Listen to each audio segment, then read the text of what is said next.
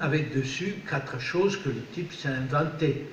Et le pauvre type qui ouvre la pizzeria, il se dit, il faut que je fasse quelque chose. Alors, à l'apéro, il donne des petits quartiers de pizza, et alors là, le Milanais, à l'apéro, on mange n'importe quoi, donc c'est bon. Et successivement, il lui prépare un repas complet tel que le Milanais le voulait. Ce n'est que dans les années 70 que la pizza commence en Italie à avoir si vous voulez, on la retrouve partout. Et on la retrouve et on l'adopte partout. Par exemple, au Trentino, à Bolzano, on ouvre une pizzeria, non à Trento peut-être, on ouvre une pizzeria. Et qu'est-ce qu'on y met dessus? Bon, il y a la tomate qui est napolitaine, mais moi je prends un Würstel et je coupe un petit morceau et je le mets sur ma pizza et je fais une pizza de chez nous. Et ce type de culture, qui est une culture de la réappropriation et qui est maintenant une culture forte, parce que démontre que le produit est en train de marcher, arrive à Trento, à Bolzano, lorsqu'à New York, elle existait depuis 30 ans, 40 ans. Donc, que d'autres pays l'avaient déjà adopté. Et c'est ce produit qui, à partir des années 70, prend un essor incroyable dans l'organe de la pizzeria de ces années, de la pizzeria professionnelle de ces années, qui s'appelle Pizza Press, à l'anglaise, pas à la française, le press. Il y a l'ouverture de nouveaux locaux, alors on voit années 80, Katmandou, une pizzeria. Donc vous voyez, c'est fini un peu partout. C'est fini partout, et en même temps, ça prend une dimension qui est une dimension globale, qui n'est pas une dimension italienne seulement, parce que la pizza se reproduit de toutes les façons. Vous voyez que le miracolo economico avait déterminé toute une série de phénomènes qui avaient trait à la consommation, si vous voulez, au bien-être des Italiens, qui avaient permis la diffusion de ce type de locaux comme les pizzerias. Et en même temps, cette dimension n'est plus une dimension locale, une dimension internationale immédiatement. Ça, c'est un des grands phénomènes qui encore aujourd'hui nous préoccupe et sur lequel on débat. De quoi on va débattre entre historiens et journalistes et d'autres aujourd'hui?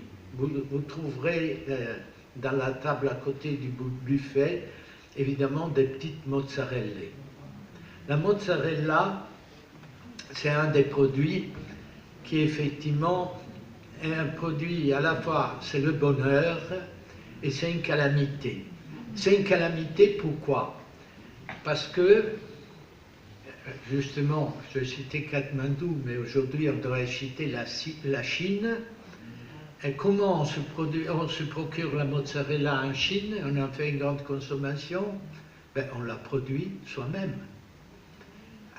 Une des fonctionnaires de l'ambassade, pas des fonctionnaires, non, des employés de l'ambassade de Pékin, italienne Pékin, pendant son travail, ouvre une ferme avec des buffles et des vaches et produit de la mozzarella.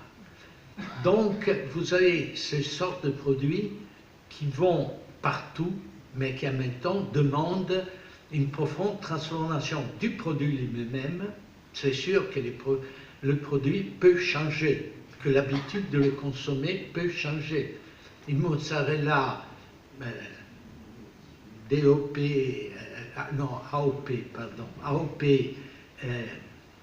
doit être consommée dans la journée, le jour après, pas loin de ça. On ne peut pas la garder au frigo et après la resservir 3-4 jours après. Et en même temps, c'est ce que tous les Italiens font. C'est-à-dire, j'ai acheté de la mozzarella au supermarché, elle est dans mon petit truc en plastique, il y a du liquide dedans, bon, je vais la manger un de ces jours, quoi, sans problème.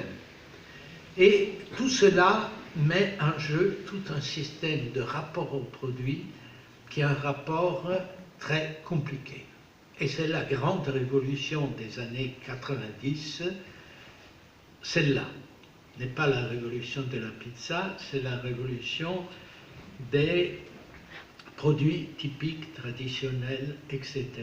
C'est-à-dire que cela a le départ avec une loi de la Communauté européenne de 92, qui est la loi qui institue les AOP et les IGP, c'est-à-dire les appellations d'origine protégée, des produits qu'on fait dans un endroit et dont la filière est entièrement dans l'endroit même, et des IGP, c'est au contraire des produits qui se font avec en général une base ou un produit d'importation et au contraire une technologie ou une technique qui est de l'endroit lui-même.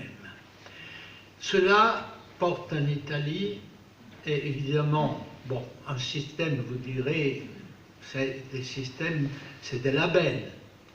Ça ne va pas au-delà du label. Non, ça va bien au-delà du label parce que ça met en jeu tout un débat sur la localisation, tout un débat sur la vérification de ces mêmes techniques.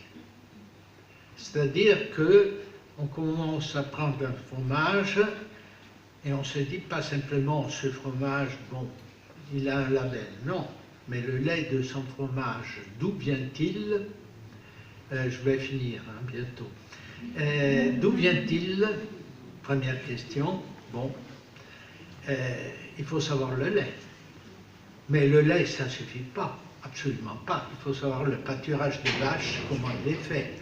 Si l'été, les vaches montent en haut et descendent en bas, aussi contraire, les vaches sont enfermées dans leur étable et moi je les nourris avec du foin ou d'autres choses. Deux produits naissent. Vallée del Bitto, qui est une vallée de la Valtelline au nord de l'Italie. Deux fromages avec le même nom naissent, l'un avec les pâturages d'anneaux et l'autre sans pâturage d'anneaux avec du lait qui est refilé par des vallées côtoyantes à la vallée en question. Cette histoire, c'est une histoire qui demanderait une conférence à elle seule, qui a des protagonistes. L'un, c'est Slow Food, qui a été très important dans cela. C'est une histoire qui n'est pas absolument pas achevée et qui est une histoire de la valorisation. Alors l'Italie, c'est un pays paradoxal où effectivement arrive à coincer dans un petit endroit un produit du lac de Colonnata. Colonnata, si vous y allez, 900 habitants, c'est pas beaucoup, c'est sur les montagnes du marbre des Apuane, et on y faisait du lard qu'on mettait dans des grandes vasques de marbre, et il était aromatisé et gardé pendant toute une année. Un succès foudroyant. Immédiatement, des industries à 20 km de Colonnata commencent à repenser, elles aussi, de vendre du lard. Et de vendre du lard qui peut ressembler le plus possible au lard qu'effectivement on produit dans cet endroit et qui effectivement est beaucoup plus cher, etc. C'est une guerre qui est en train de se consommer, et une guerre qui a de multiples acteurs, dont les grandes industries aussi, dans le sens où tout un système, quand on passera au buffet, très intéressant et très important, je pourrais faire une leçon sur chaque produit qui vous est offert, et une leçon sur ces contradictions de du système italien et contradiction pas seulement du système italien, en réalité, de notre propre civilisation européenne. Voilà. Là, j'ai cherché à abréger pour ne pas vous ennuyer trop. Si vous voulez, si vous avez des questions, je peux continuer. Si au contraire vous avez des témoignages à m'apporter, je serai très content de participer avec vous à ça.